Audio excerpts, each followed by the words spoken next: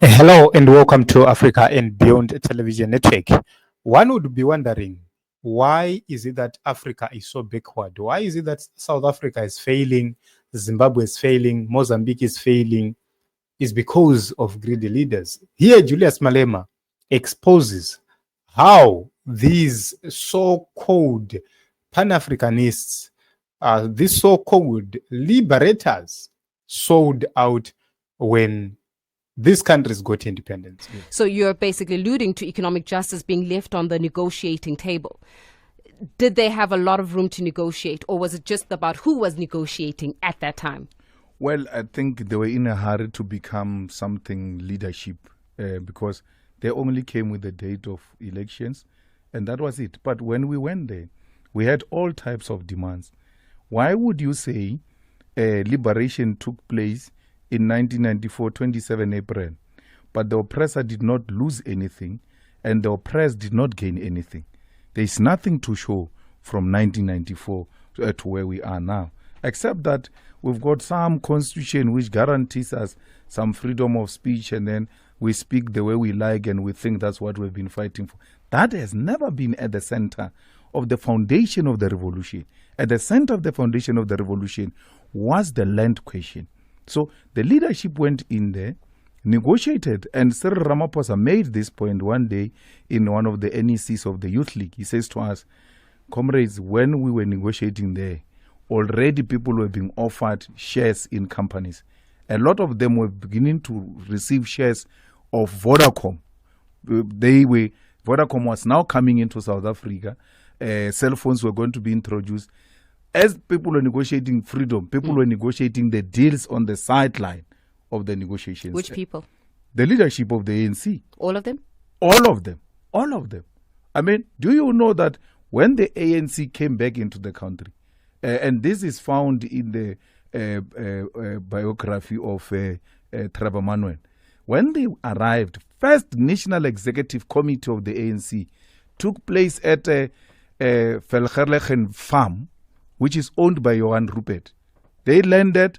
Trevor said, Velgerlegen, let's go. They got into the cars, went into the farm. They actually realized later that they were driven into a meeting, first National Executive Committee of the ANC, into a farm of Johan Rupert. So when you talk capture, when you talk people who are negotiating, those are the people who are holding meetings at the farm of our oppressors. You speak about capture. We've got the Zondo Commission, we've got the outcomes and the reports that get handed to President Cyril Ramaphosa. We are yet to realize actual people in orange overalls as a result of that. However, is the country still captured in your opinion? And who is capturing South Africa currently? Well, there's no 9 wasted years. It's 30 wasted years. The ANC, since it came in, it was useless and wasted our time. Because South Africa is owned by the Oppenheimers. They inherited it from Cecil John Rhodes. Our country's existence and its reliability is on mining complex. The discovery of diamond, the discovery of gold, and they've not only owned South Africa, they own Southern Africa. So Zimbabwe, he even named after himself, he called it Rhodesia, and everywhere else. So those are the people who own and control South Africa. They make a decision as to who goes, who stays. Do they control the ANC?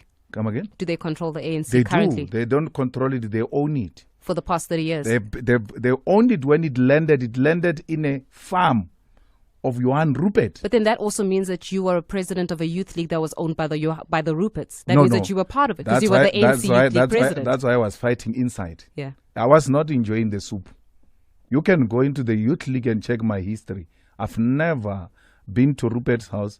I've never been to the latest capture, the Indians' houses. I've never been. I've always maintained a radical posture. If there is any house where I spend most of my time was in Soweto in Orlando at Winnie Mandela's house.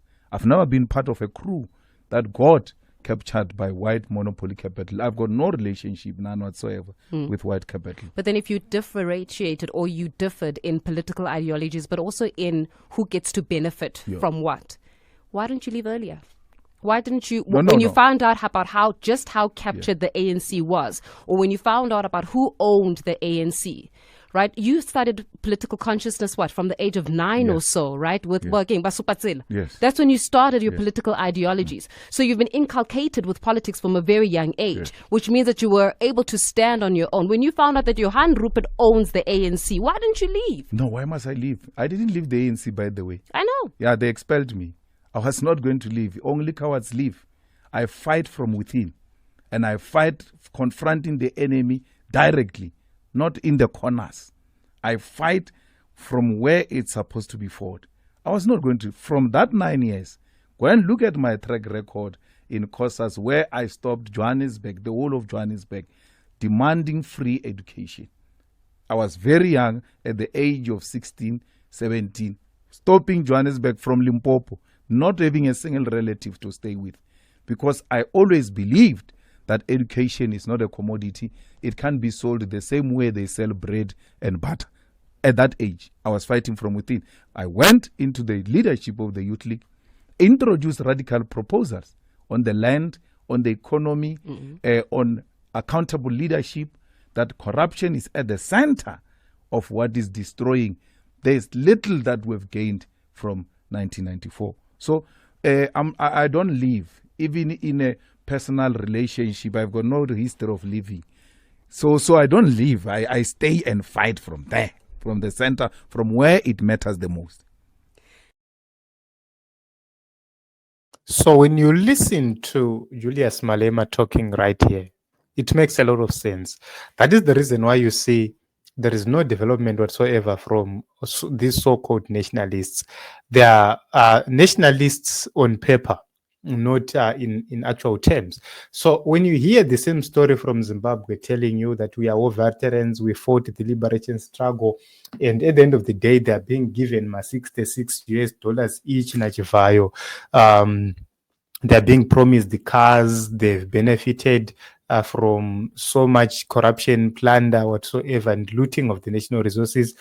You could see the kind of people we are dealing with. Across the Limpopo, you see them protecting one another, protecting Emerson, protecting Zanu PF. They don't want Zanu PF to leave, but they will be fighting immigrants from Zimbabwe who will be flocking right there to across the Limpopo, seeking greener pastures.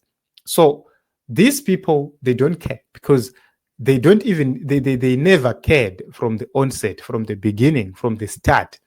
These were sellouts. So you come to Zimbabwe, you look at people like Mnangagwa. Whilst our fathers were busy fighting the liberation struggle, our uncles, our aunties, our grandparents, they were busy fighting the liberation struggle in various capacities. These people were marrying each other in Mozambique right there. They had time to marry. They had time to have children. They had time to drink, to party. That is what they were doing right there in Mozambique. So you hear the history of these people and you wonder, what kind of war were they fighting? So when you are at war, you don't have time to marry a woman. You don't have time to be doing all these things. But they were busy right there because they didn't fight the liberation struggle. But probably because, they had an opportunity to get some accounts of the liberation struggle. They came, took advantage, and because they were quite educated, they took advantage of everything, and they hijacked everything, and they made themselves war veterans. This is the biggest problem which we have, and it spans across the SADC region. As Julius Malema rightly said, that these people who have captured them, or who captured them, they own the whole of SADC. It's true. That is the reason why you see these people, they never act, they never do anything to transform the lives of the people of the Southern African region. They do things to make themselves happy and to appease white supremacy. And this is what we need to deal with. This is what we need to fight and make sure that we bring political consciousness and we bring a new culture in our politics. So this is it, your views and your thoughts.